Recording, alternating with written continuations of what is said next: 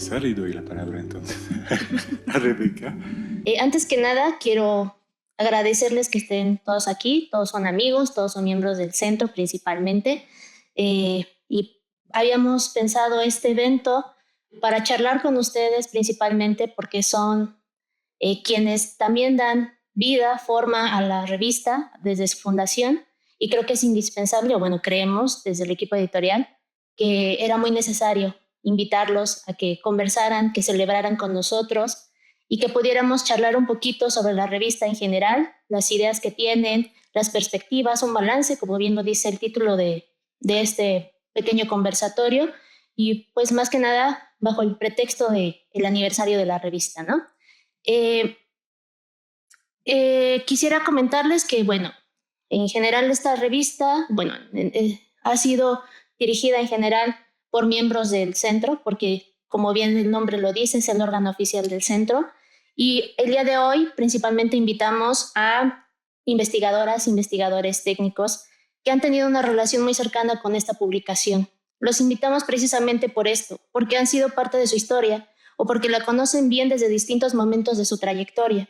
Hoy están antiguos directores, editores y coordinadores del centro, muchos de los cuales han desempeñado estos roles indistintamente a lo largo del tiempo, ya sean como becarios, como ayudantes, como propios investigadores y diferentes roles. Y esto habla precisamente de una de la larga trayectoria de la revista y del compromiso que tiene también con la sociedad y la misma formación de recursos humanos.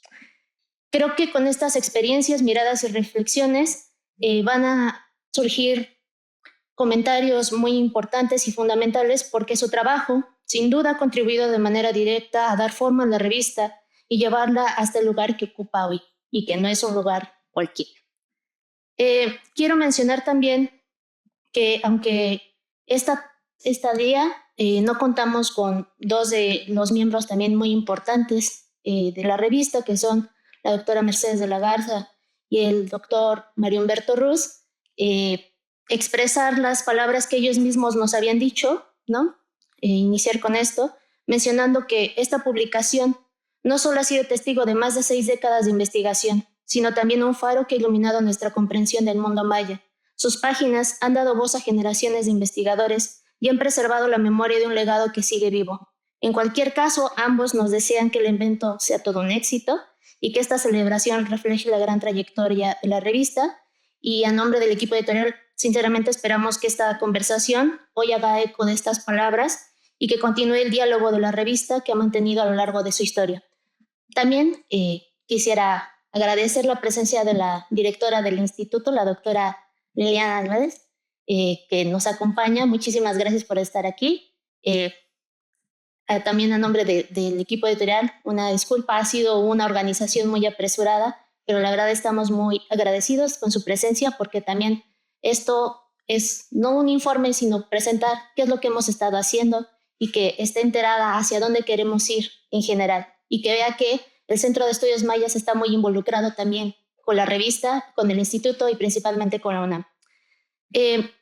Antes de cederle la palabra a la doctora Marí, que es directora de la revista y también en conjunto con el doctor Cedric, quisiera compartirles una noticia muy significativa de la cual nos enteramos en estos días.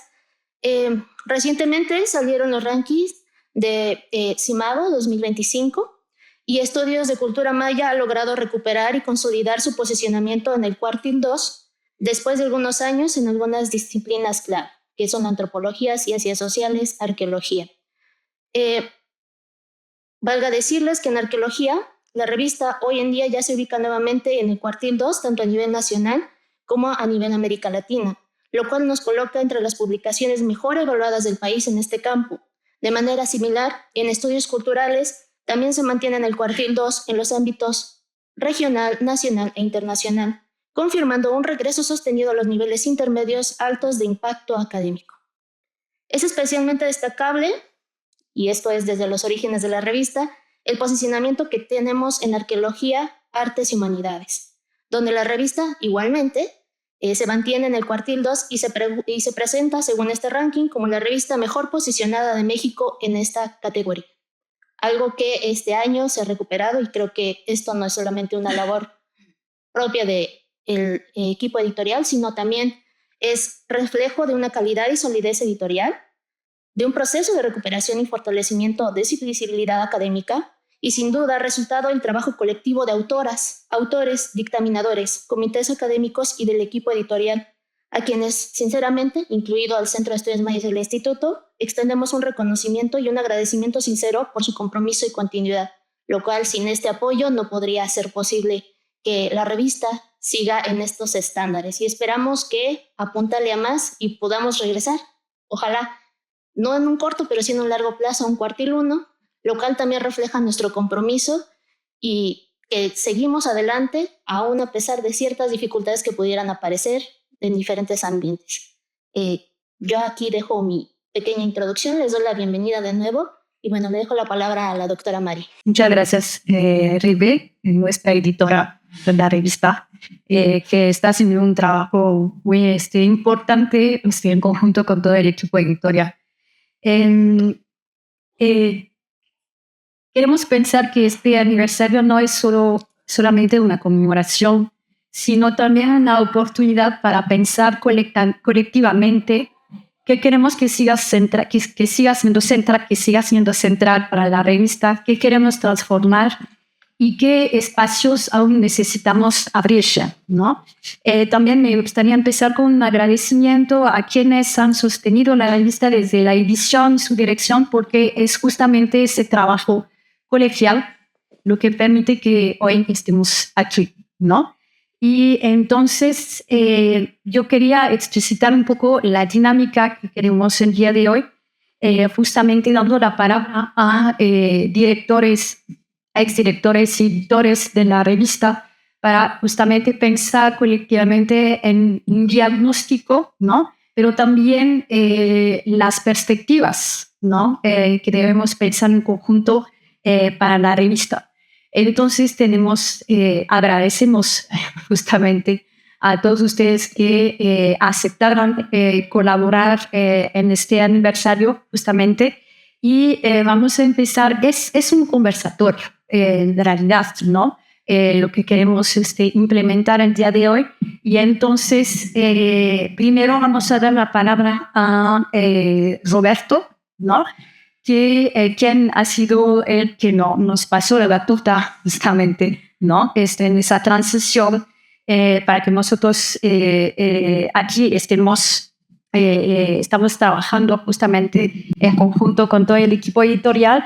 Entonces, Roberto, luego daremos la palabra a Linet, luego a Ana Luisa, a Claudia, ¿no? Y finalmente nosotros vamos a cerrar con también unas presentaciones de lo que estamos trabajando, de lo que estamos pensando y de lo que queríamos compartir, ¿no? El día de hoy. Pues muchísimas gracias, y pues agradecemos a Roberto y le vamos a ceder la palabra. Gracias, queridos colegas. Buenos días. En el marco del 65 aniversario de la revista Estudios de Cultura Maya, vale la pena detenernos un momento y mirar las trayectorias que han hecho posible su continuidad a lo largo de más de 6 décadas. Entre ellas destaca la de la doctora Marisela Ayala Falcón, estrechamente vinculada al desarrollo de la publicación. Si pensamos la historia de la revista en términos de etapas, podemos ver que su consolidación no es lineal, sino el resultado de distintos momentos editoriales. En una primera fase, bajo la dirección de su fundador, el doctor Alberto Roslulier, se establecen sus bases institucionales y su perfil como órgano de comunicación entre especialistas de estudios mayas. La revista se funda en 1961, un año después de la incorporación del Seminario de Cultura Maya a la Facultad de Filosofía y Letras de la UNAM. Desde el inicio, se concibe como una vocación internacional, como espacio de intercambio entre especialistas. En su configuración inicial participan figuras claves, tanto extranjeras como nacionales, lo que refuerza desde el principio su proyección académica. Entre ellas, Herbert J. Spindler y Alfred B. Kiver, junto con Alfonso Caso y Daniel Rubín de la Borbolla. Además de la colaboración permanente de J. Eric Thompson. A este núcleo se suman investigadores como Calixta Iterascón, Alfonso Villarrojas, Alfredo Barrera Vázquez y César Lizarde Ramos. En este mismo horizonte, Estudios de Cultura Maya se vincula con Estudios de Cultura Náhuatl, fundada en 1959. Como señala Alberto Ruz, cito, la semejanza en título y presentación de nuestro órgano de divulgación con Estudios de Cultura Náhuatl ni es casual ni se debe a la falta de imaginación o mero espíritu de imitación. Conscientemente, se ha querido recalcar que la universidad se ha propuesto formar en forma sistemática la investigación de dos grandes culturas autóctonas que constituyen raíz y gloria de la nación mexicana. Por lo que los dos seminarios de cultura náhuatl y maya, hermanados en idéntico afán y con metas semejantes en campos contiguos, han de seguir caminos paralelos.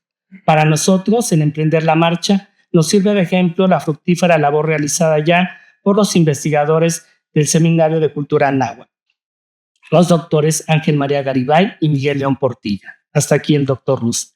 A partir de aquí, la historia de la revista entra en una fase de continuidad que también implica ajustes. En 1978, la dirección pasa a Carlos Serrano, Lorenzo Ochoa y Mercedes de la Garza, en un contexto marcado por el nombramiento de Ruz como director del Museo Nacional de Antropología. De la Garza lo describe como un suceso lamentable para nosotros y afortunado para dicha institución.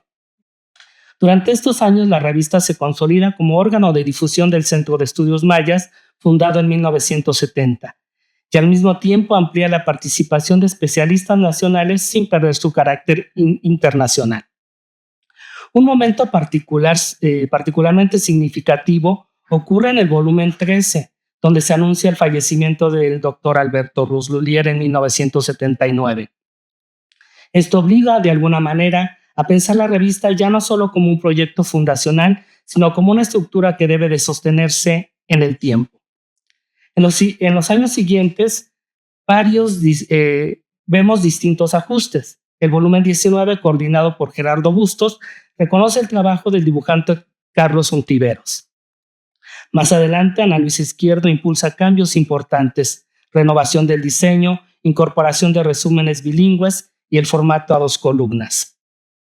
Posteriormente, con Mario Humberto Ruz, se da una transformación más profunda. Se actualiza la revista, se pasa de periodicidad anual a semestral y se consolida una nueva imagen editorial. Esto permite que la revista se adapte a nuevas exigencias académicas. Y es en este entramado donde la trayectoria de la doctora Marisela Ayala adquiere una relevancia particular. No se trata de una participación puntual, sino de una presencia que atraviesa distintas etapas.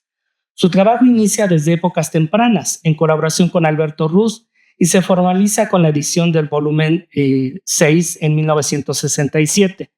Posteriormente, forma parte de la comisión editorial entre los volúmenes 12 y 16, participando en tareas claves como la revisión de originales, galeras y primeras planas.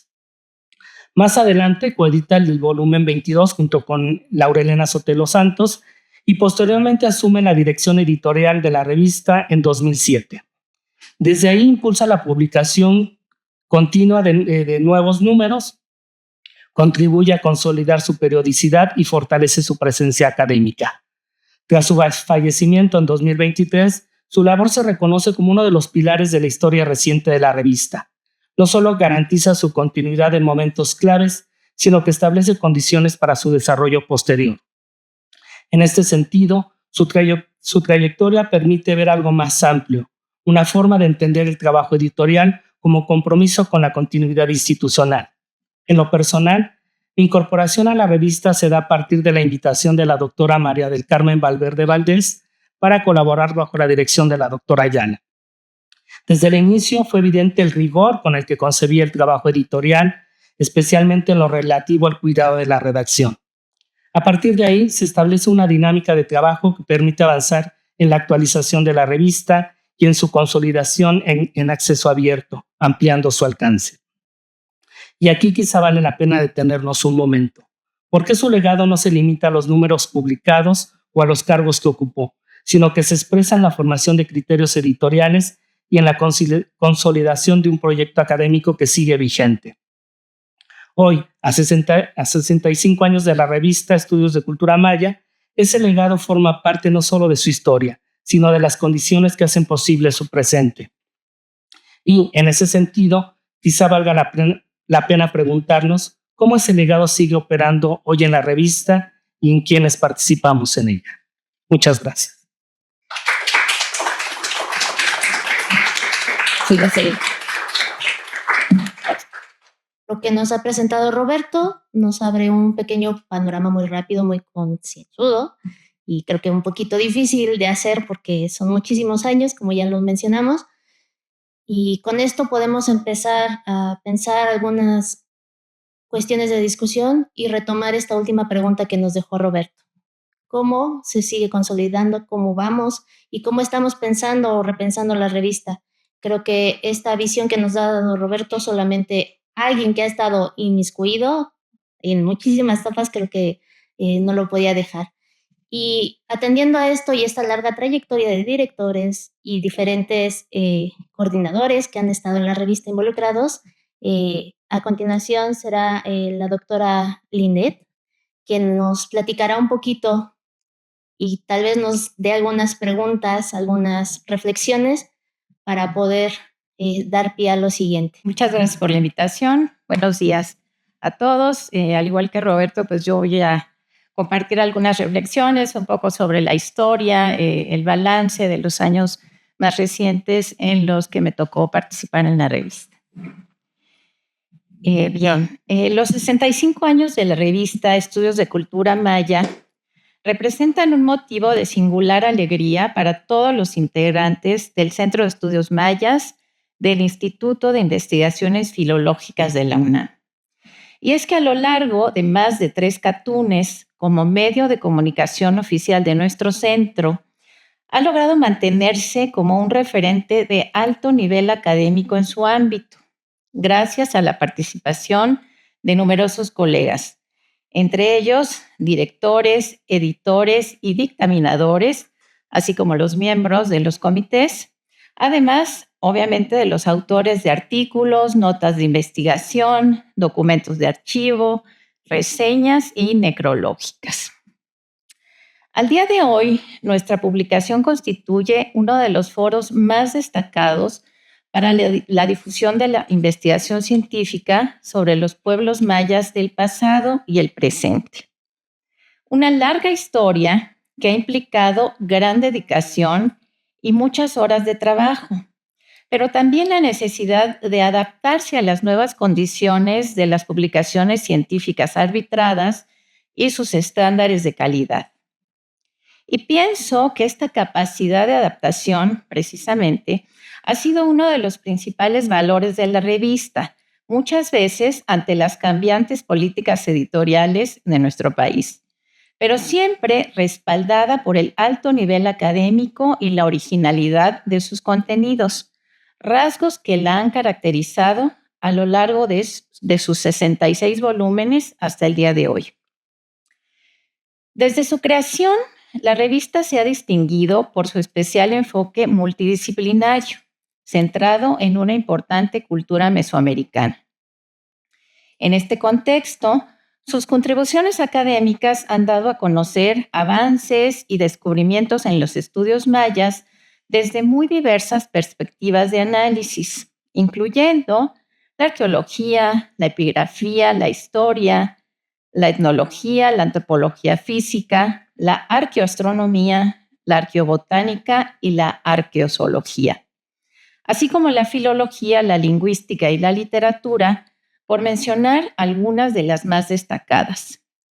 Desde todas estas perspectivas se ha contribuido a difundir el conocimiento serio y científico de los mayas y su cultura, gracias a la participación de numerosos académicos de instituciones nacionales y extranjeras. Como sabemos, la revista Estudios de Cultura Maya fue fundada en 1961 por iniciativa del arqueólogo Alberto Rousselier, en ese entonces director del recién creado Seminario de Cultura Maya en esta universidad, con un objetivo muy claro: al considerar que el estudio de una civilización, de la importancia de la maya, ameritaba la formación en la universidad de un núcleo permanente de investigación y divulgación. Aquí es importante destacar esta idea inicial del doctor Rus en el sentido que la investigación debería estar integrada a la difusión seria y científica de los conocimientos producidos. Y eso es algo, bueno, que le hemos dado continuidad hasta el día de hoy.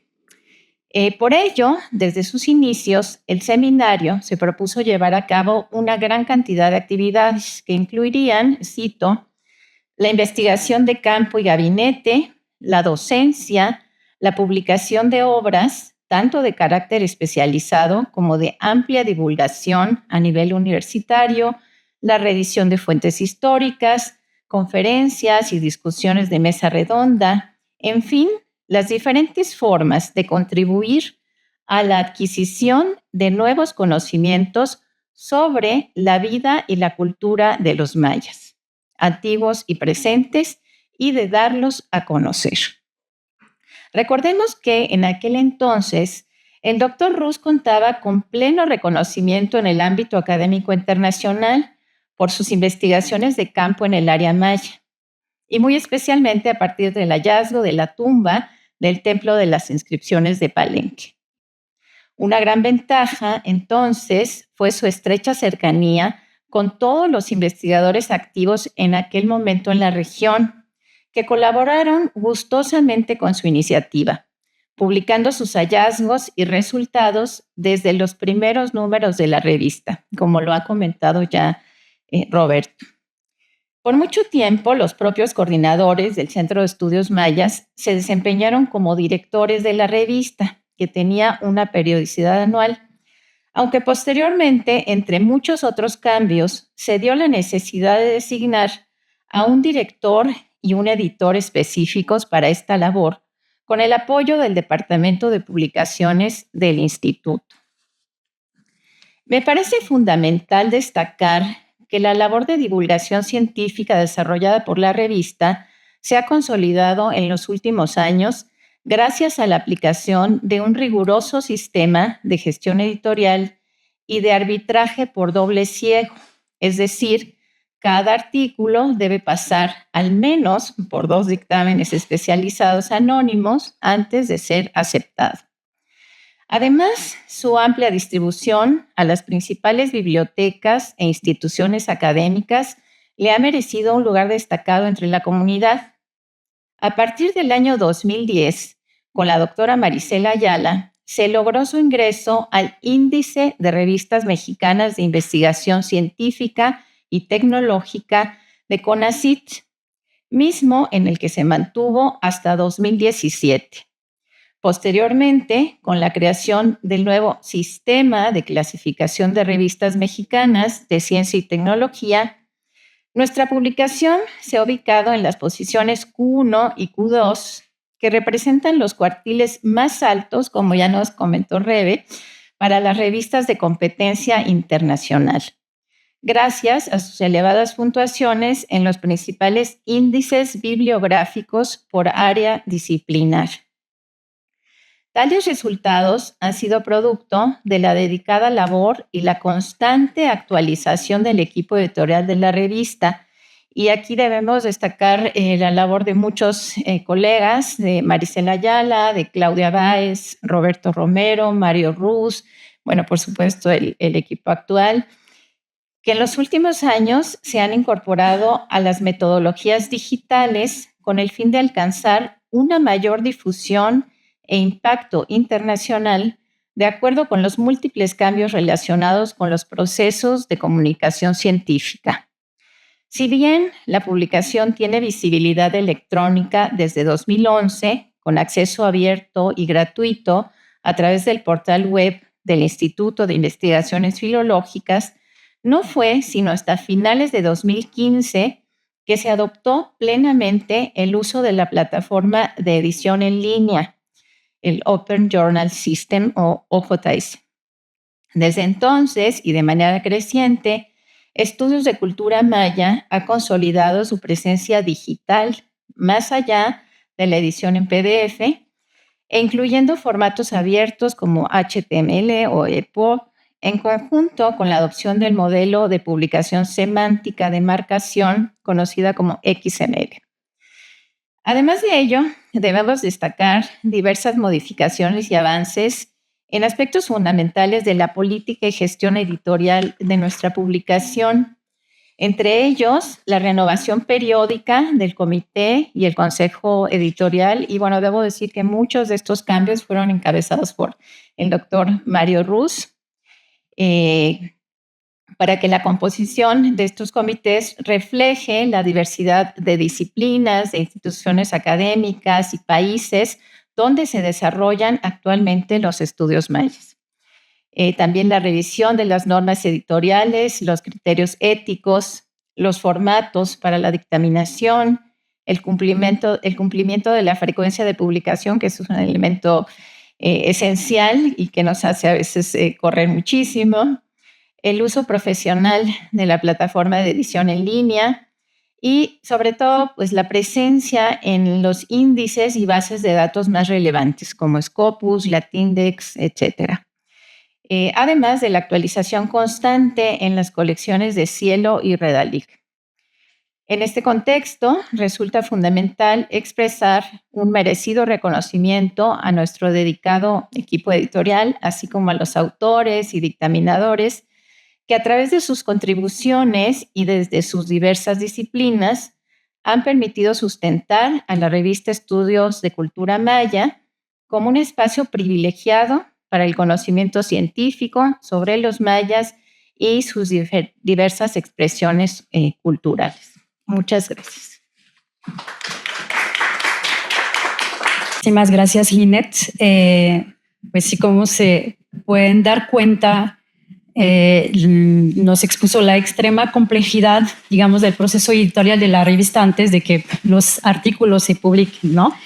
Y uno de los principales retos también, como lo expuso muy bien, es justamente la adaptación a los estándares de calidad y también las cambiantes políticas editoriales del país. Y yo creo que es el principal reto que estamos enfrentando nosotros.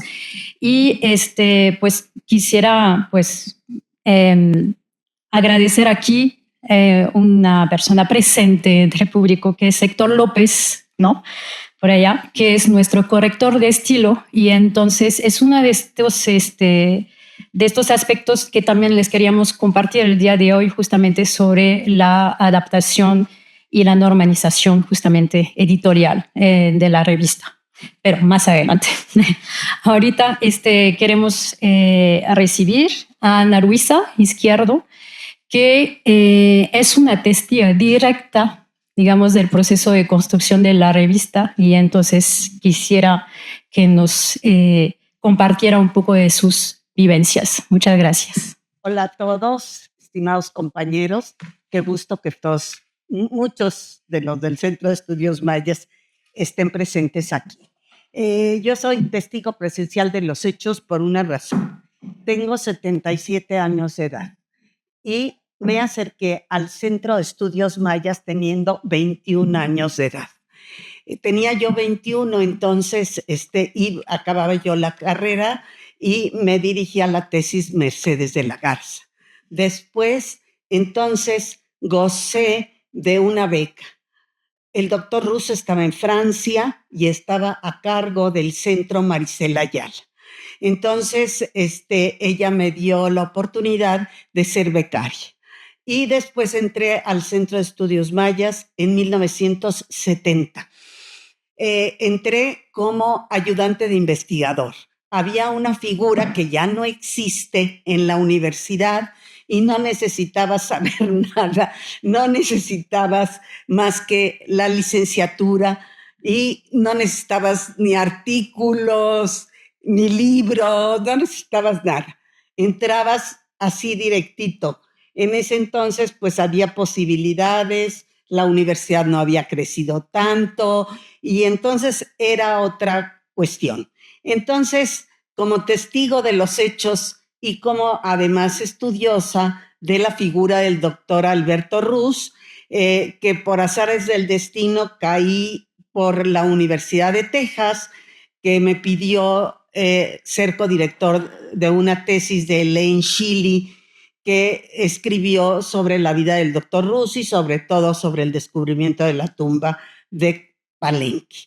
Entonces, algo de la historia del doctor Rus, no de su descubrimiento, porque eso lo sabe todo el mundo. El doctor Alberto Ruz Lhuillier, a finales de 1959, dejó el puesto en el INAH como director de monumentos prehispánicos del sureste e ingresó a la UNAM al Instituto de Investigaciones Históricas primero, donde se desarrollaba el Seminario de Cultura Náhuatl. En ese entonces, el seminario lo había fundado recientemente Ángel María Garibay y fundó Estudios de Cultura Náhuatl como un órgano de difusión de las investigaciones multidisciplinarias llevadas a cabo en aquel tiempo. Pero Rus entró en coalición con el Ángel María Garibay. Les voy a decir algunos chismes de esos no muy comunes, porque obviamente Rus era una gente muy de izquierda, había trabajado en contra de la dictadura en Cuba y había salido de Cuba por ser francés y le dieron 8 años de cárcel o salir del país. Y escogió México para salir del país con Calixta Guiteras, que era su pareja de entonces, porque tuvo varias. Al separarse de Históricas Rus, con el apoyo del secretario general de la UNAM, se fundó el Seminario de Cultura Maya, ya lo dijo Roberto, pero en el marco de la Facultad de Filosofía y Letras. Y entonces se comienza a publicar Estudios de Cultura Maya. Sí, un poco con el esquema que había desarrollado Ángel María Garibay. Les he de decir, yo me voy a extenderme un poco más, veo que los compañeros fueron más breves, pero me voy a extender un poco más. Efrén del Pozo era un científico médico, pero era muy aficionado a la medicina prehispánica. Y él mandó publicar el Códice de la Cruz Badiano. Y también publicó a Hernández, el naturalista porque realmente sentía mucha afinidad con lo prehispánico. Esta publicación fue posiblemente uno de los mayores logros de Alberto Ruz por la larga vida que tiene. Entonces él, si está en el más allá, estará muy orgulloso de la larga vida de la revista, que no es el caso de muchas revistas académicas y científicas. Aquí en el mismo instituto se han publicado muchas revistas que han durado 3, 4 años o algo así. En la introducción a la primera edición de la revista publicada en 1961, el doctor Ruz reconoció los esfuerzos del secretario general Efrén del Pozo, como ya les había dicho. Ruz también escribió que existía en el ámbito científico maya el deseo y la esperanza de que algún día se formara el Centro de Estudios Mayas. Esa es otra cosa que le dice en la revista, tiene que haber también un Centro de Estudios mayas. La idea de la revista era que su contenido fuera multidisciplinario, ya lo dijeron Linet y Roberto. Quería lograr incluir en ella primicias de descubrimientos novedosos en todos los campos del conocimiento de los mayas de ayer y hoy. Asimismo, creía que debía ser el espacio para publicar nuevas interpretaciones polémicas. Esto es interesante y hasta intercambios de posiciones. Esto es importante porque la rigidez con lo que ahora se califican los artículos no dan paso a versiones polémicas y a las respuestas científicas de ello. Entonces, ahora que están ustedes, claro, entiendo que ahora las cuestiones de rigor científico son muy importantes porque ahora hay calificaciones de las revistas que en aquel entonces no existían. Y ahorita les voy a decir qué artículos se publicaron con ese sentido. Sus relaciones con todo el mundo, ya los dijeron, con los mayistas de todo el mundo, que las hizo porque pues su descubrimiento fue grandioso, le permitió utilizar una lista de 150 mayistas del mundo. Él tenía una listita de todos los que le escribían y les envió cartas informándoles sobre la fundación de la revista y solicitándoles su colaboración académica. Estas metas Rus las logró con 10 números editados por él. Él editó 10 números. En estos números hubo artículos que fueron un hito en la historia de los estudios mayas y que repetidamente son siempre citados como antecedentes de temas de arqueología, epigrafía y lingüística, entre muchos otros. Podemos citar uno de los logros claves en que marcan un antes y un después en los estudios mayas. Estos artículos fundamentales fueron los trascendentales estudios de Tatiana Poskuriakov titulados Datos históricos en las inscripciones de Yaxchilán, parte 1 y 2, donde demostró que los textos epigráficos de ese sitio contenían una narrativa histórica. Esto fue en los números 3 y 4 de estudios, refutando así la idea de que los textos mayas no fueran historia escrita, como creían muchos de sus colegas, incluidos Eric Thompson. Rus planeó que estudios fuera un escenario de debates académicos. Así, él participó directamente en animadas discusiones con otros eruditos, pero eruditos además venerados, ¿eh? La controversia histórica, hay varias, que podemos sacar, nada más voy a citar una. La controversia histórica más famosa de estudios fue la que mantuvo Rus con el académico de Yale, George Kubler. El tema central fue el origen de las similitudes visuales entre el arte y la arquitectura de Tula y Chichén Itzá. Primero se publicó el artículo de Kubler en la edición inaugural de Estudios, 1961, y al año siguiente, en la edición de la revista, se publicó la refutación de Alberto Rus. La pregunta de por qué estas dos ciudades comparten estilos artísticos, motivos de arquitectura similares, nunca se ha respondido completamente. Es un debate abierto, incluso después de más de 100 años de existir. En el momento del debate de Rus con Kubler, la mayoría de los académicos creían que la cuestión de las relaciones históricas y políticas entre Tula y Chichén Itzá estaban resueltas y que cualquier nueva discusión era superflua, lo cual según Rus era un enfoque erróneo. En su refutación de 1962 al controvertido artículo de Kubler, Kubler en el artículo dice que los elementos toltecas, que llaman toltecas de Chichén Itzá, fueron realmente mayas y que ahí se originaron. Entonces, que después ya pasaron a Tula.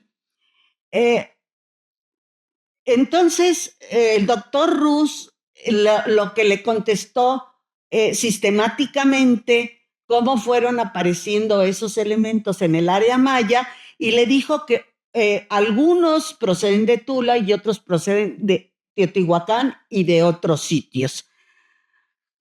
Y dice con relación a los debates, en nuestro campo de estudio aún queda mucho por investigar antes de poder presentar una visión completa. No la llamaremos perfecta, sino más bien satisfactoriamente congruente con respecto a las diversas civilizaciones mesoamericanas. Cualquier problema, por resuelto que parezca, es susceptible de modificación en función de nuevos datos o enfoques diferentes. Por lo tanto, no debemos temer someterlos a nuevas pruebas. En el debate Kubler-Rus, el artículo de estudios de Kubler llevaba como título Chichén Itzá y Tula. Kubler planteó la hipótesis de que el sitio de Tula fue colonizado por los mayas y que a diferencia de la historiografía aceptada, Chichén Itzá no fue dominada nunca por los toltecas. En ese entonces, Clemens Coggins, que participó en nuestros primeros congresos, creo que ya está retirada, pero todavía vive, Clemens Coggins escribió que el artículo de Kubler fue el disparo que resonó en el pequeño mundo de la arqueología mesoamericana y que aún resuena. A todos les les hacía mucho efecto el pensamiento de Kubler. En efecto, estaba negando la postura de la mayoría de los académicos al afirmar que la dirección geográfica al negar la dirección geográfica de las influencias artísticas y que nada estaba demostrado. Etiquetó la ciudad de Tula como una guarnición fronteriza de Chichén Itzá. Entre otros argumentos, asistió que no hay nada en Tula que corresponda a los primeros periodos del arte tolteca en Chichén Itzá. Esto le sugirió a Kubler que Tula era más bien un puesto de avanzada colonial de Chichén Itzá en lugar de lo contrario. Propuso que no hay nada en Tula que se corresponda con los primeros periodos del arte tolteca en Chichén Itzá. Esto sugiere que Tula fue más bien un puesto de avanzada colonial de Chichén Itzá en lugar de lo contrario. Rus publicó su respuesta en los siguientes estudios, en Estudios de Cultura Maya 2, que fue de 1962, con un artículo llamado Chichén Itzá y Tula, comentarios a un ensayo. Abordó algunos de los rasgos que Kubler mencionó y que respaldaban la propuesta de Rus, pero también añadió observaciones que en su opinión Kubler omitió y que podrían haber dado credibilidad a algunas de sus afirmaciones. Por otro lado, Rus señaló que muchos de los rasgos que los estudiosos clasifican como toltecas se inventaron en otros lugares como Teotihuacán y que con el tiempo llegaron al área maya. Kubler expresó la misma idea al calificar este arte inusual como cosmopolita.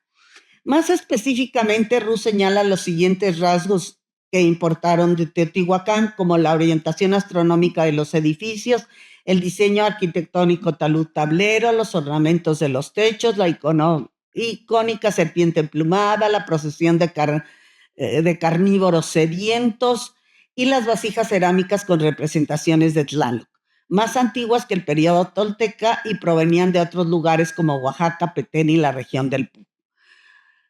Rus resumió su análisis del periodo Chichén Itzá tolteca explicando que se trataba de una continuación del arte de diversas épocas de Mesoamérica proveniente de las tradiciones que ya hemos mencionado.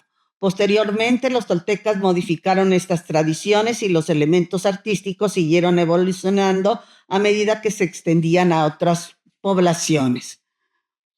Bueno, y así le interesó mucho a Rus, me voy a saltar unas partes, le interesó mucho a Rus el debate, tanto que también publicó cuestiones de epigrafía que se decían en ese entonces y las posiciones de Yuri Norosov, que en ese entonces era descalificado por las corrientes norteamericanas, entre ellas por Linda Chile, que después en un Congreso Internacional de Mayistas que celebramos en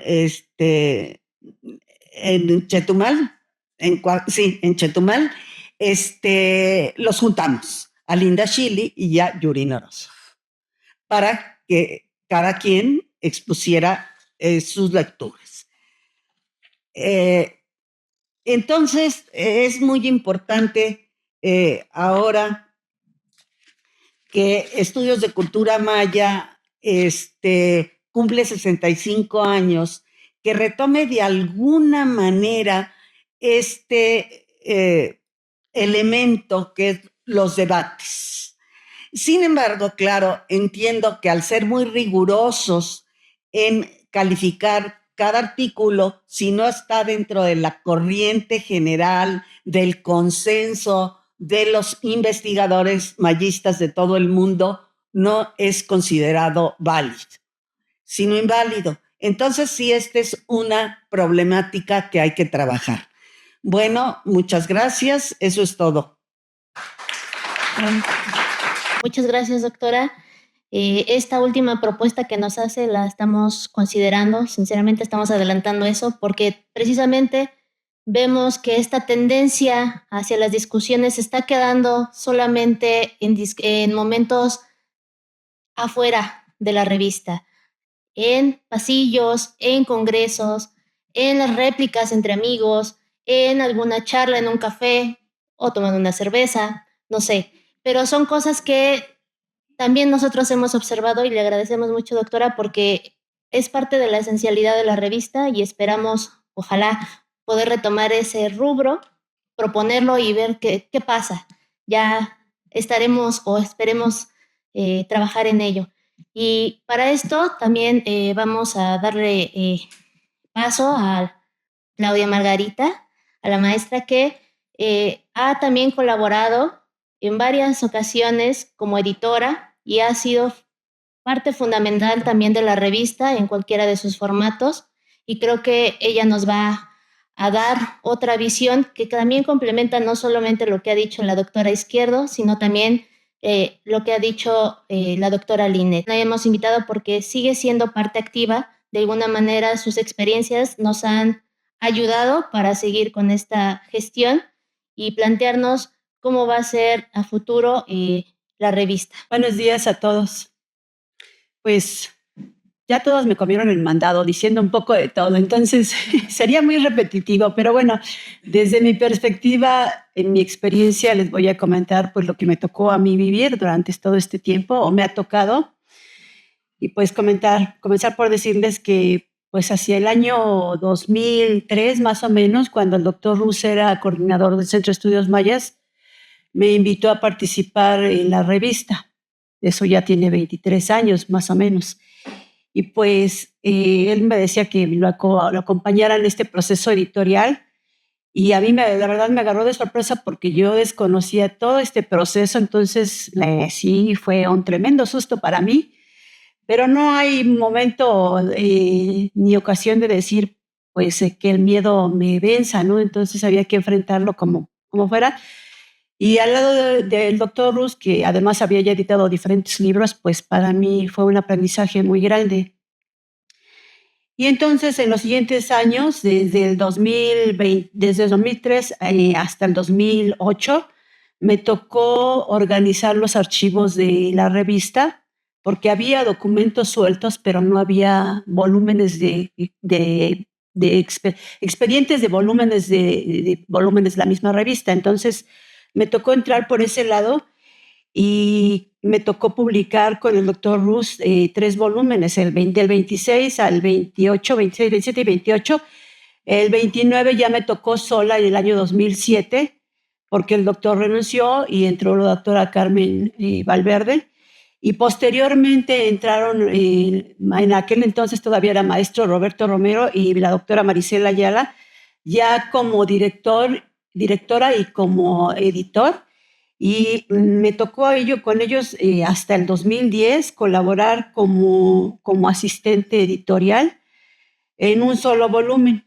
Ya después, en el 2010, comencé otra vez nuevamente a colaborar con ellos y me tocó estar en apoyo realmente hacia ellos.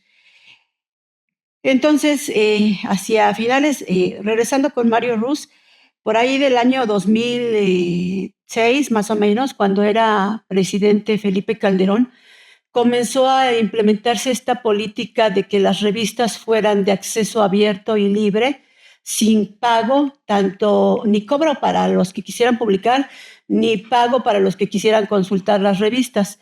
Ya esto fue una política internacional, no fue propiamente de México, pero le tocó a Felipe Calderón comenzar con este proceso. Y aquí en la universidad se empezaron a organizar talleres para editores. Me tocó estar en varios de ellos durante varios años.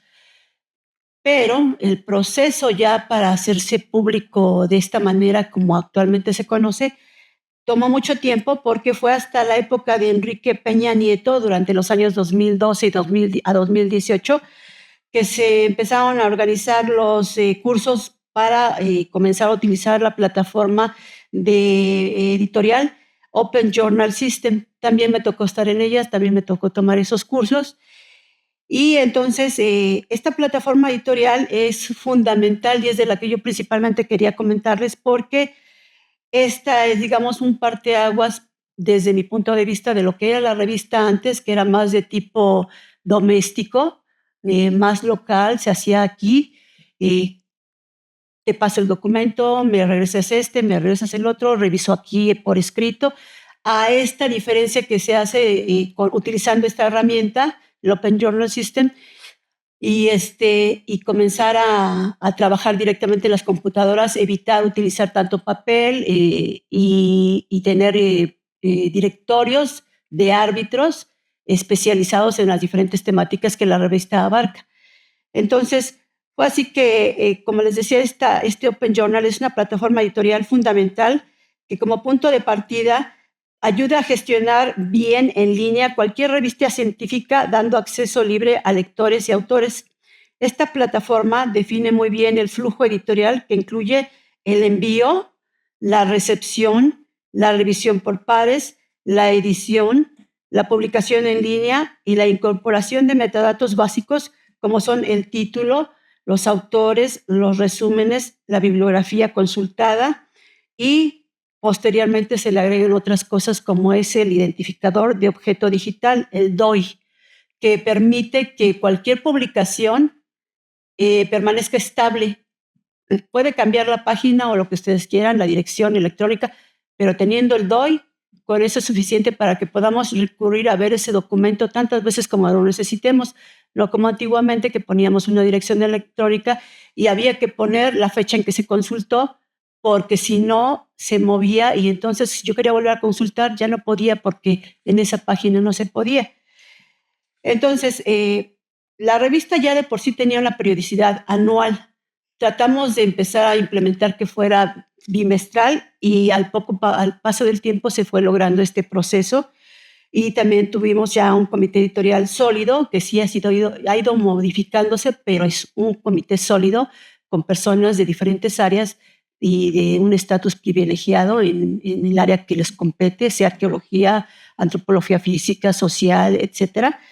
Hay una serie de normas editoriales muy claras al respecto, que sí, de pronto a veces requieren actualizarse, pero están establecidas y no hay motivo ni hay posibilidad de que haya confusión respecto a las mismas. La cuestión es seguirlas y ser estrictos con ellas y, por supuesto, modificarlas cuando sea necesario. Hay también normas éticas que se aplican a las mismas y que se comparten con los árbitros en algún momento determinado para evitar que haya confusiones o se preste a problemas de intereses. Eso, como les comentaba, el DOI también está ahí establecido y todo esto permite que una revista sea indexada ya sea en directorios o bien en bases de datos que le permiten tener una mayor difusión y además que su calidad académica y científica y su rigor sea reconocido. Entonces, este proceso de incorporarse a esos directorios o a esas bases de datos es una evaluación que respalda científicamente la revista, en este caso Estudios de Cultura Maya. Una vez que esta revista ha sido evaluada en las bases de datos, el siguiente paso es el marcaje, el XML, Extensible Markup Language, que permite la interoperabilidad de los textos, la lectura por máquinas independientemente de que sea en Internet, sea en bases de datos o sea en plataformas. Este mismo marcaje XML permite que todos los metadatos sean difundidos a través de todas las redes, a través del Internet y, como les digo, a través de las plataformas, lo que hace que tenga más acceso muchas más personas a nivel mundial a todos estos documentos y lo que permite que una revista pueda ser citada o un artículo y que eventualmente cuando se hagan evaluaciones que se hacen periódicamente por todos estos directorios o por estas bases de datos, permite que la revista pueda ser clasificada como un cuartil 1, un cuartil 2, 3 o 4, de acuerdo a las áreas que maneje. Entonces, esto ha ayudado mucho a la revista a que haya llegado a niveles altos. Así, en el año 2017, la revista subió por primera vez al cuartil número 1 del área de humanidades, de artes y humanidades, y permaneció ahí durante 2 años. De ahí en adelante, y es que esto es muy volátil y no es como para angustiarse tampoco, la revista ha bajado al nivel 3 o al 2 en diferentes áreas, porque así es. Pero puedo decir con toda tranquilidad que ha sido por sus méritos propios y no por haber utilizado algún otro recurso que durante los cursos que tomé de talleres y se lo comenté a Linet cuando era directora de la revista, sugerían que hiciéramos para que la revista se elevara en cuartil y nunca jamás lo hicimos. Entonces la revista ha llegado a esos niveles por méritos propios y ha sido un trabajo enorme de todos, porque todos han colaborado en el Centro de Estudios Mayas con la revista y también en el Departamento de Publicaciones y también todos los árbitros que tenemos registrados en el directorio o en varios directorios, porque ya son varios los que tenemos.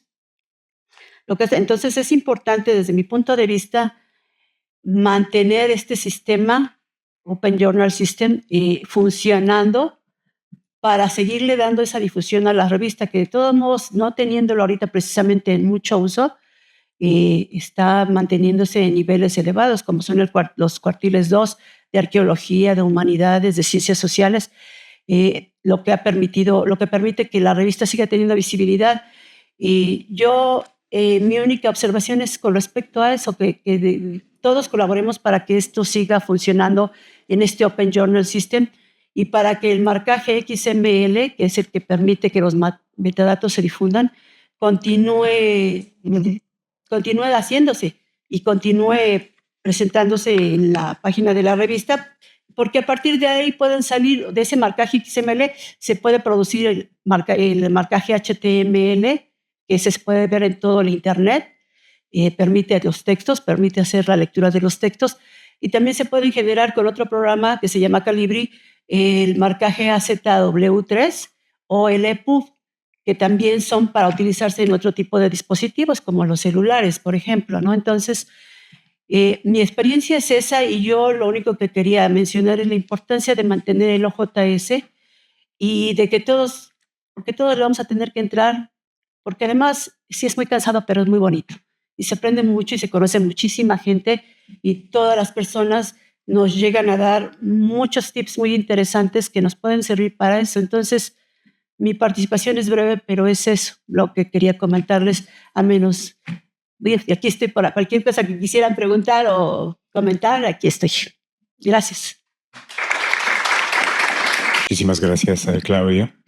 Bueno, solamente para continuar sobre el tema del OJS, es que lo usamos todavía. El problema es que necesitamos la migración del OJS con justamente una versión compatible con todos.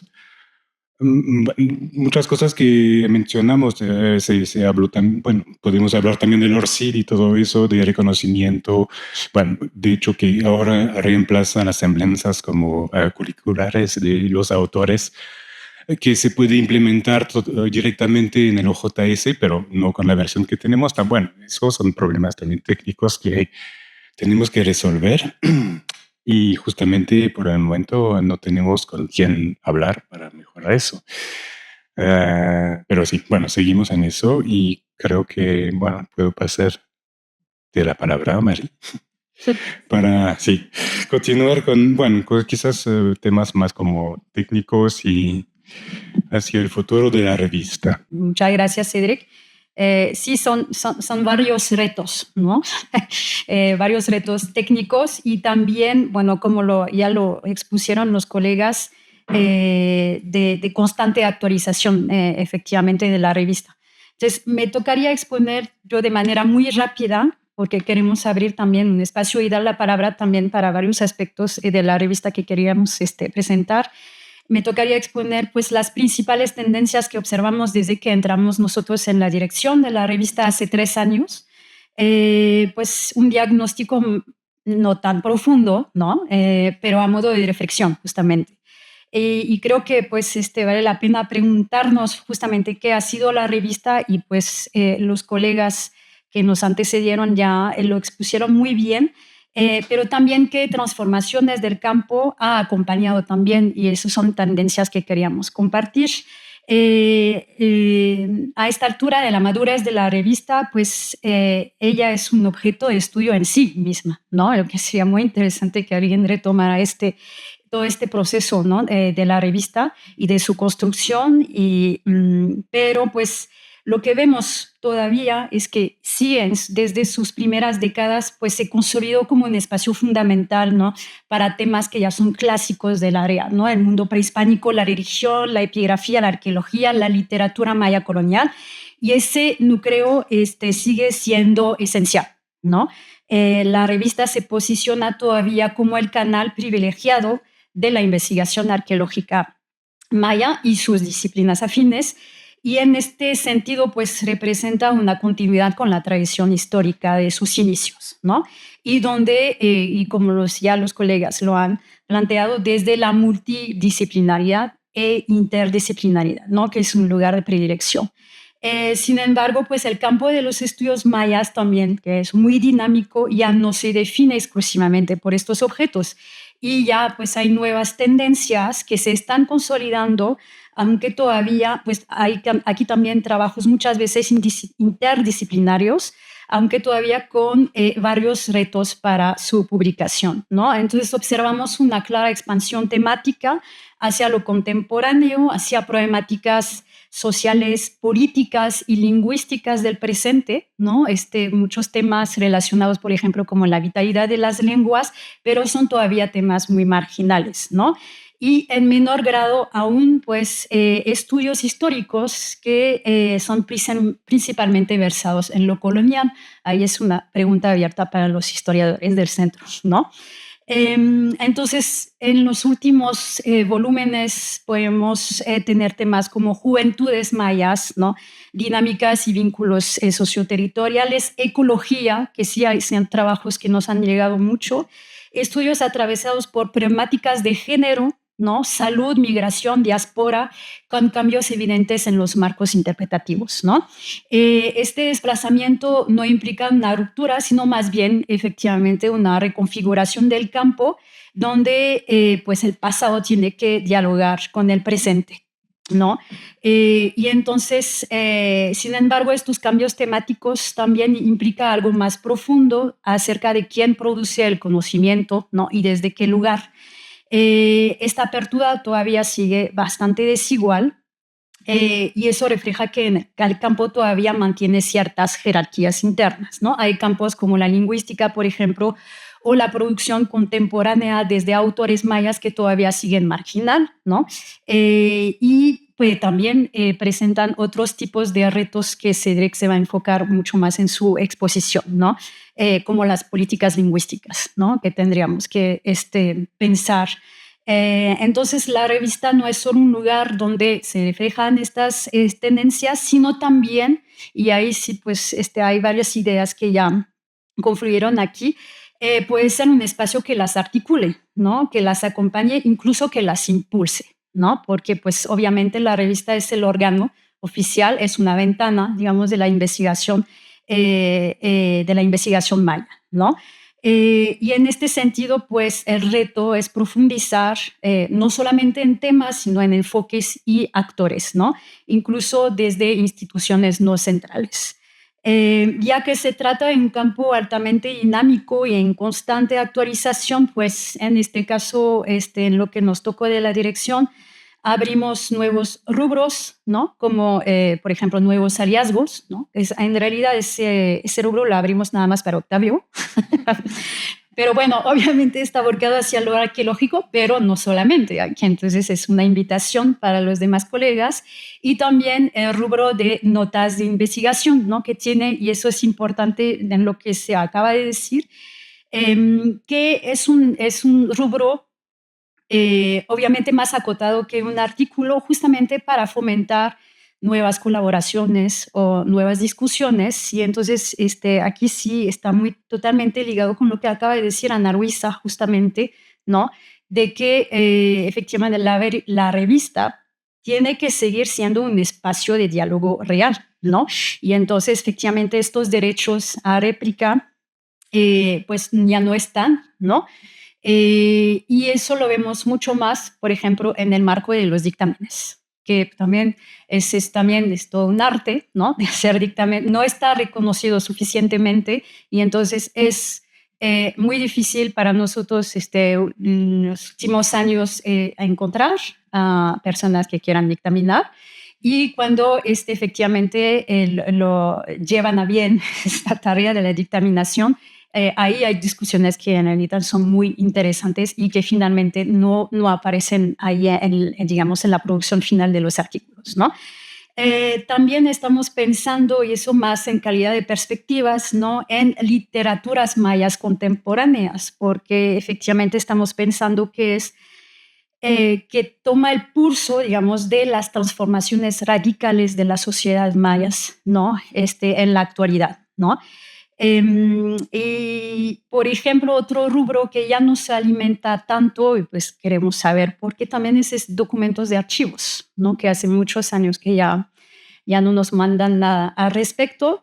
Y hablando de estos dos rubros de literatura maya y documentos de archivos, en realidad es una discusión relevante porque, según mi opinión, pero bueno, ya lo hemos practicado mucho, ¿no? Permite pensar un poco la articulación entre la revista y una serie que también que es muy importante, es fundamental, ¿no?, para el centro, es Fuentes para el Estudio de Cultura Maya, ¿no? Cuando sabemos que pues, es muy difícil, complicado alimentar esta serie porque pues normalmente son colegas del centro que tienen que alimentar. Es ahí donde la revista, y eso pues también Cedric lo va a practicar un poco, el espacio donde se discuten, efectivamente interpretan los materiales, y también puede ser un puente con fuentes donde esos materiales in extenso, textuales, lingüísticos, documentales, se pueden poner a disposición, ¿no?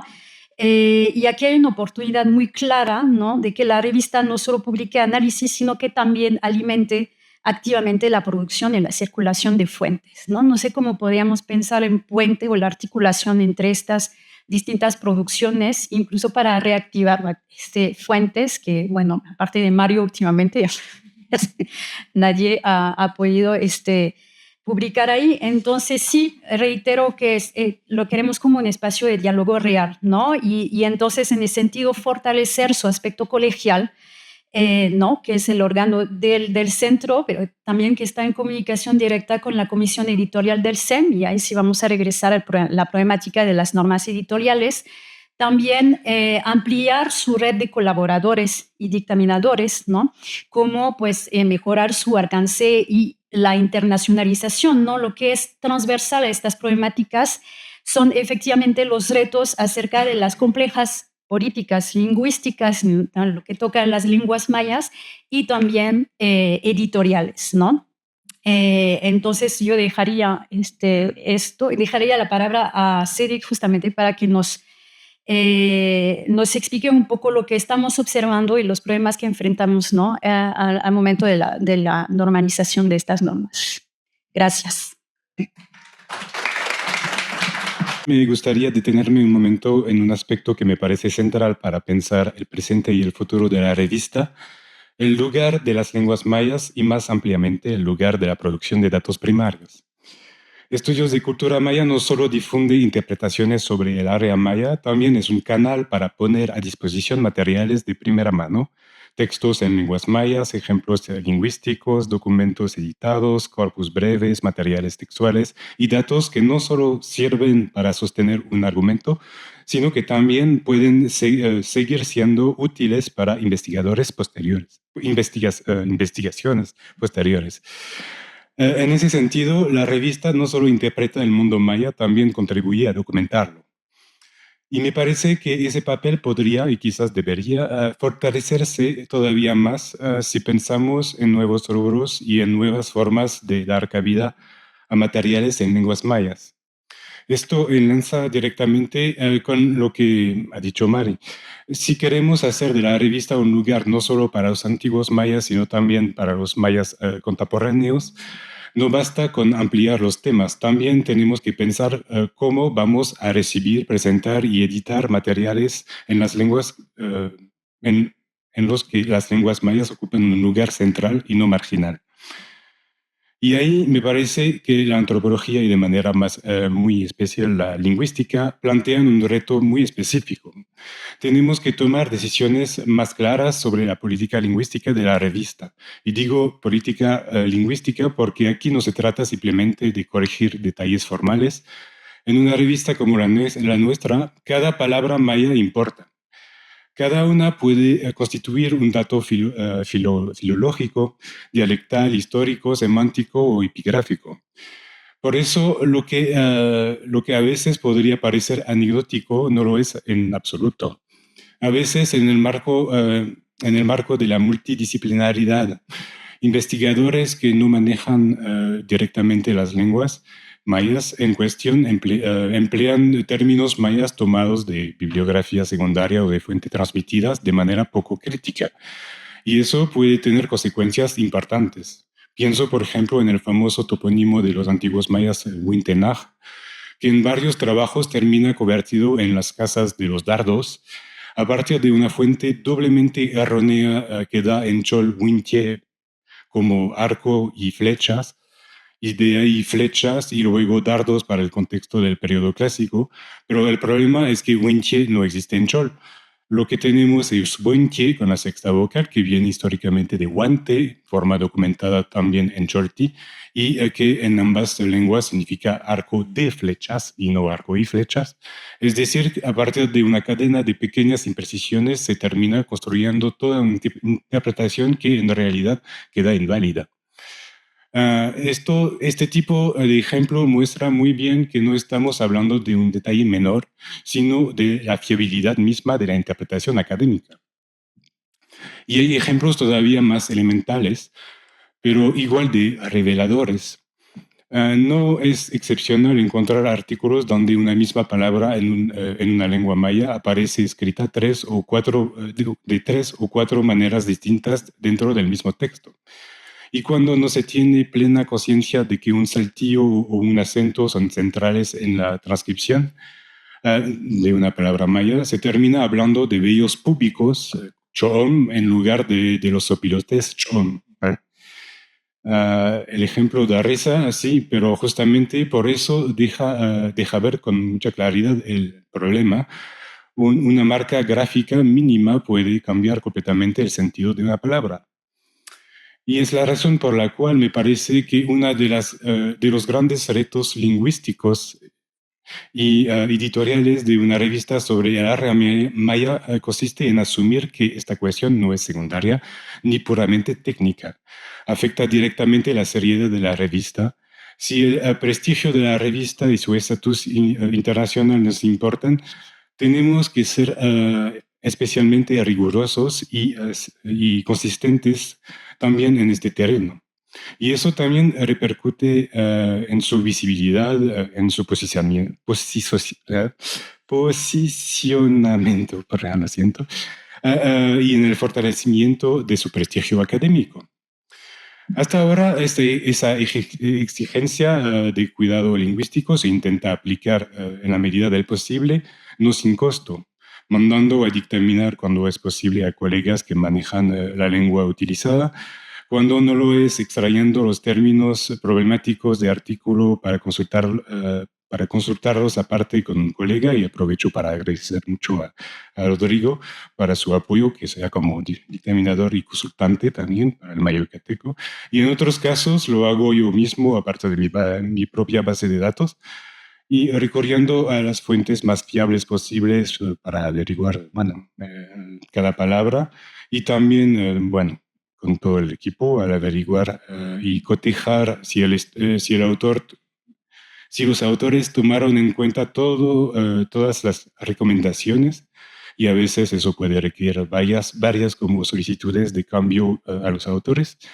Pero todo ese proceso toma muchísimo tiempo y ralentiza considerablemente el proceso editorial. Y hay que decirlo claramente, no podemos mandar a dictaminar a un lingüista cada artículo. Por eso necesitamos pensar mejor el proceso y volverlo más colegiado. Tal vez habría que formar una pequeña comisión o por lo menos una red de apoyo entre colegas que dominan diferentes lenguas mayas para facilitar este trabajo. No necesariamente para revisar de principio a fin todos los artículos, pero sí para poder resolver dudas puntuales, orientar decisiones y dar mayor consistencia a la práctica editorial. Esto además encajaría muy bien con la idea más general que mencionó Mari de fortalecer el aspecto colegial de la revista y ampliar sus redes académicas. Pero incluso antes de pensar en una comisión hay una cuestión previa. Tenemos que plantear mejor nuestras convenciones, o más bien los límites de nuestras exigencias. Cómo citar las palabras en lenguas mayas, qué convención adoptar para los datos de primera mano, eh, hasta qué punto debemos imponer uniformidad y hasta qué punto conviene aceptar cierta flexibilidad. Es decir, no se trata solo de corregir, sino de definir criterios. En algunos casos podríamos apoyarnos en instituciones que proponen convenciones. Para las lenguas de Guatemala, por ejemplo, podemos mencionar la Academia de las Lenguas Mayas de Guatemala, porque tiene un estatus oficial. En México, en cambio, no tenemos un equivalente tan directo. El INALI sí propone convenciones, pero lo hace individualmente para cada lengua y esas convenciones pueden variar de una lengua a otra, lo cual complica el proceso editorial cuando una misma revista como la nuestra trabaja con lenguas y tradiciones muy diversas. Así que la revista no puede limitarse a decir que seguirá una norma general, necesita pensar sus propios criterios editoriales con claridad y prudencia. Y todo eso, esto vale para las lenguas modernas, pero también para los estudios coloniales. De hecho, uno podría pensar que en las transcripciones de las lenguas mayas a partir de documentos coloniales el problema sería más fácil, pero no lo es. En varios artículos, por ejemplo, sobre el maya yucateco, también vemos mezclas de convenciones aplicadas a una misma palabra dentro del mismo texto. La forma de la fuente primaria, las formas del cordemes, que en realidad son propuestas de reconstrucción presentadas mediante una convención moderna, pero sin anotar, por ejemplo, diferencias tan centrales como los tonos que ya existían en aquel tiempo. Todo esto muestra que también para los estudios de documentos coloniales necesitamos una reflexión editorial más afinada. En el fondo se trata de un problema transversal. Es un problema lingüístico, pero también filológico, editorial e interdisciplinario. Tiene que ver con la forma en que trabajamos entre disciplinas y con las redes de consulta académica que somos capaces de movilizar. Porque si la revista quiere seguir ampliando su alcance, tiene también que reforzar su solidez la solidez de sus procedimientos en este tipo de cuestiones. Entonces, para mí, el reto no es solo publicar más materiales en lenguas mayas, el reto es hacerlo bien, con criterios claros, con responsabilidad académica y con una política editorial coherente. Y justamente ahí se conecta este tema con el siguiente punto que abordará Rebeca, la normalización de la revista, es decir, la necesidad de volver más explícitas nuestras normas editoriales, nuestras convenciones y nuestros procedimientos para que esta apertura sea sostenible, consistente y rigurosa. Bueno, muchas gracias. Yo voy a tenerme a lo que tengo escrito para no irme más allá. Y principalmente, ya lo adelantó Cedric, les voy a hablar un poco de la estandarización de la revista como una reflexión desde la práctica editorial, algo que ya tanto Lynette como Claudia han señalado. Y pues bueno, en este otro plano, que no es tan distante, en este plano quiero compartirles qué nos ha pasado dentro de la revista y cómo a partir de la práctica editorial concreta de estos últimos 3 años hemos ido trabajando en un proceso de estandarización o, como ya lo mencionó Cedric, normalización editorial. Quiero recalcarlo, no nace de cero, sino que se apoya en varios años de experiencia acumulada y con ello buscamos traducir este recorrido en criterios más claros, compartidos y sostenibles, como ya bien señaló Cedric. Hablarles de esta estandarización no significa endurecer la revista ni imponer reglas nuevas ajenas a su historia. Se trata de hacer explícito un modo de trabajo que ya existía, construido con la experiencia, el criterio editorial y decisiones que durante mucho tiempo han funcionado de manera implícita. En buena medida, lo que ahora hemos hecho es recoger estas prácticas, ordenarlas e intentar ajustarlas a estándares más actualizados, pensando en que no dependen únicamente de la memoria o del criterio individual de quienes editan en un momento dado. Y como lo mencionó Claudia, a pesar de una sistematización y automatización que tiene una larga data, la necesidad de trabajo sigue siendo evidente en la práctica editorial reciente, sobre todo en el proceso previo al dictamen, ya más o menos se ha explicitado. Antes incluso de decidir si un artículo puede enviarse a evaluación, en ocasiones, el equipo editorial tiene que invertir cada vez más tiempo en revisar estructura, organización del texto, uso de fuentes y coherencia del aparato crítico. Lo que antes era una etapa secundaria, o pareciera que es eso, terminó convirtiéndose en un estilo de cuello de botella que afecta tiempos, cargas de trabajo y la fluidez general de la revista. Y esto muchas veces no es que nosotros no queramos ir rápido, sino son cosas que exceden y a veces todos nosotros lo sabemos, no solo en la revista, sino en muchas otras prácticas editoriales, son presiones externas. De esta experiencia se ha ido consolidando una idea muy sencilla pero central. Un artículo o alguna contribución debe llegar en condiciones de evaluabilidad.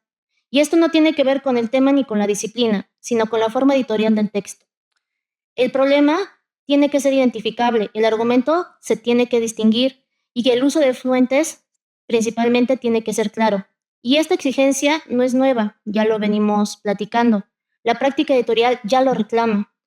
Y esta estandarización lo que hace o que intentamos hacer es volverla explícita y compartida. Este punto es clave porque permite sostener la diversidad de la revista sin volver inmanejable el proceso editorial. La estandarización no busca uniformar los artículos y cualquier contribución, sino crear un marco común que lo permita leer, evaluar y poner en diálogo trabajos muy distintos dentro de una misma revista. La diversidad aquí creo que no va a desaparecer, sino que se va a volver más inteligible. Y en este contexto, retomando también algo más que mencionó Claudia, la adopción de estándares internacionales en cuanto a cuestión editorial, se ha delineado hacia Chicago de Houston, porque cumple una función muy concreta. No se trata de copiar mecánicamente un modelo externo, ¿no? Sino hemos decidido partir de un lenguaje editorial ya compartido, reconocible para autores, evaluadores y revistas de otros contextos y compartible hoy en día, más bien compatible hoy en día con el ecosistema académico de la UNAM y que cada vez nos los están exigiendo de revistas UNAM.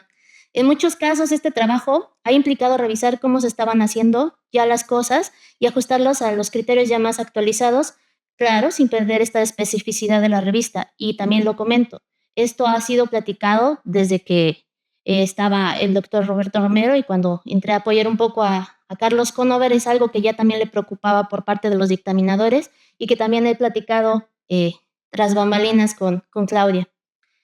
Uno de los aprendizajes más claros de estos años del equipo editorial ha sido entender que los materiales con los que se trabaja en la revista no encajan siempre de forma directa con los manuales clásicos, y creo que eso ya lo teníamos claro desde los años 2000, ¿no?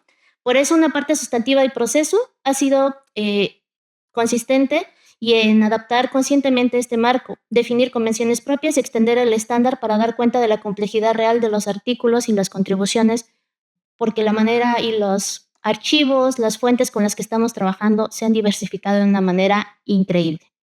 Esto es particularmente visible en el manejo de citas, bibliografía, convenciones formales, que en la práctica aparecían como problemas convergentes.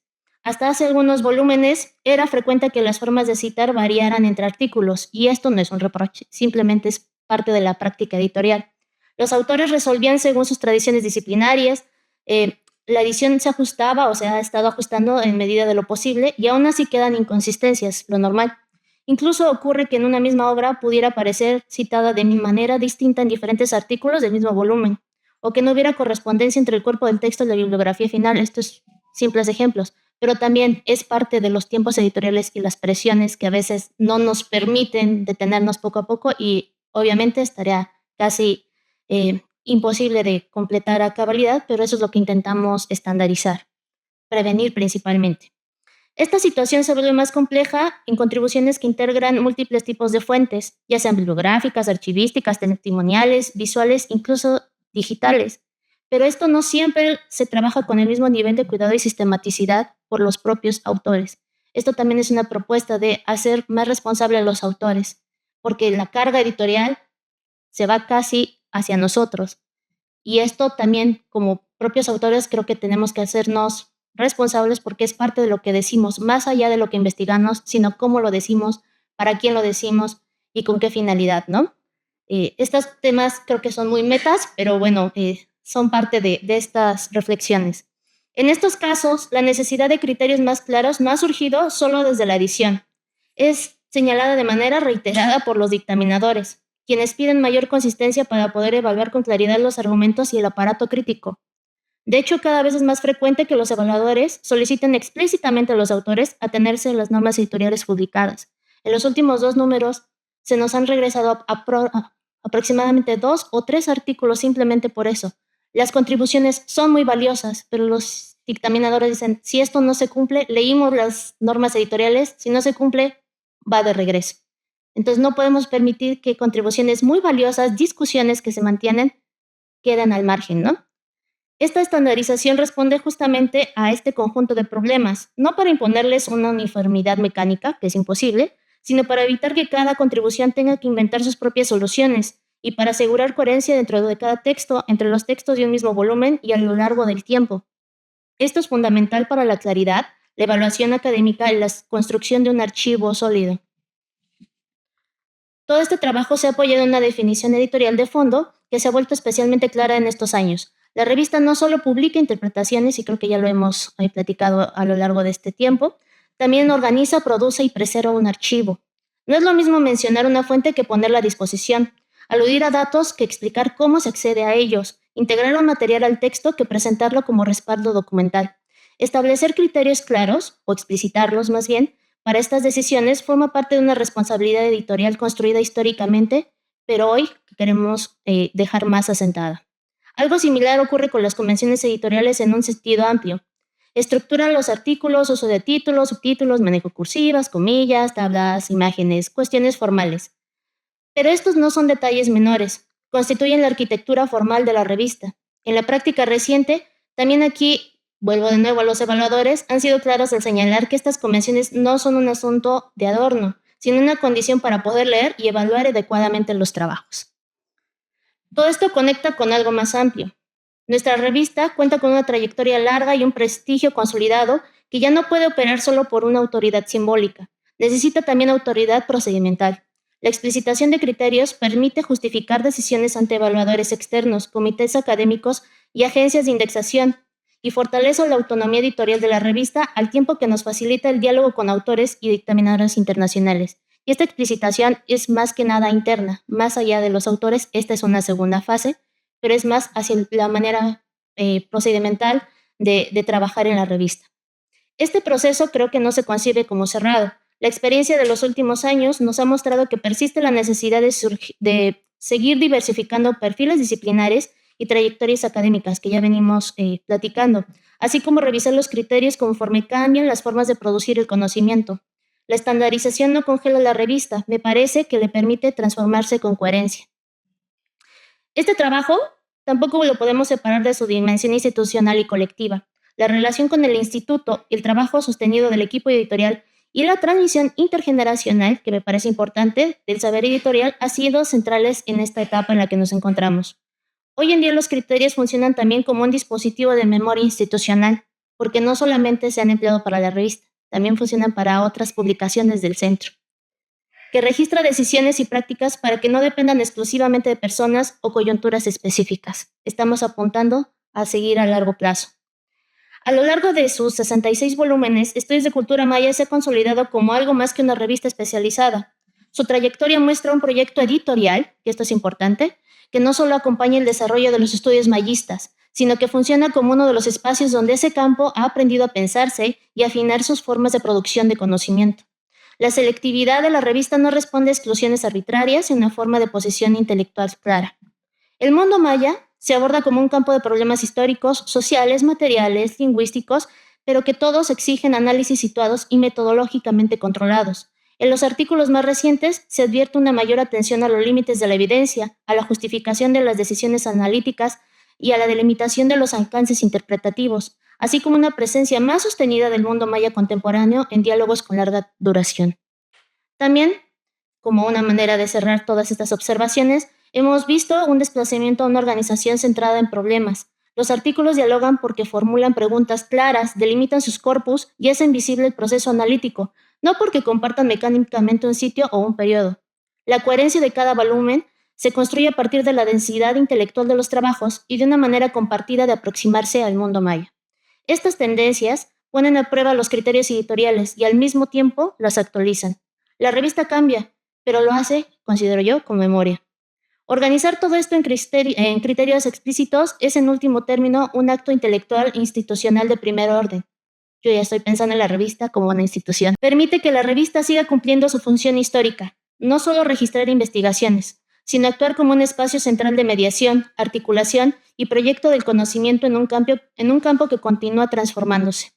Finalmente, quisiera cerrar expresando mi agradecimiento no solo al instituto, sino también al conjunto del equipo editorial, al Departamento de Publicaciones, al de Desarrollo de Sistemas Informáticos, a Difusión, Enlace y Gestión Editorial, además de todo el CEM, cuyo acompañamiento ha sido fundamental para reflexionar sobre estos nuevos flujos de trabajo, porque huelga decirles que con el Departamento de Publicaciones y los demás departamentos hemos trabajado en una forma de flujo de trabajo que poco a poco se está implementando en las otras revistas del instituto. Identificar los problemas ha sido también ideal al hablar con ellos, porque nos permite avanzar colectivamente en la construcción de estos criterios.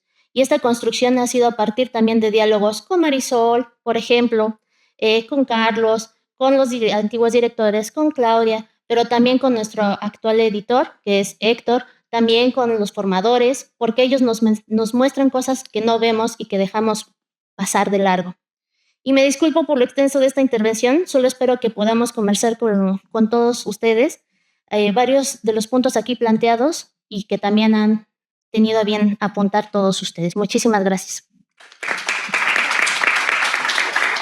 Solamente quería agregar un dato para contextualizar también de la necesidad de esta reflexión. Es que durante casi 2 años tuvimos un número de propuestas muy bajo, pero desde el año pasado están como subiendo el número y ya estamos ahora más de 40 propuestas de publicaciones en espera.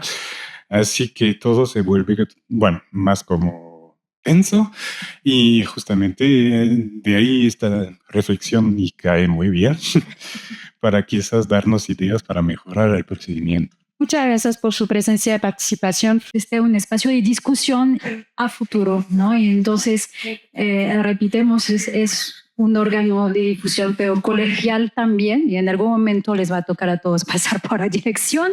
Entonces, más vale que estén también al tanto de las problemáticas y de la complejidad del proceso editorial, ¿no? Pues muchísimas gracias a todos por su presencia. No sé si ustedes tienen. Entonces sería la palabra de conclusión. Gracias.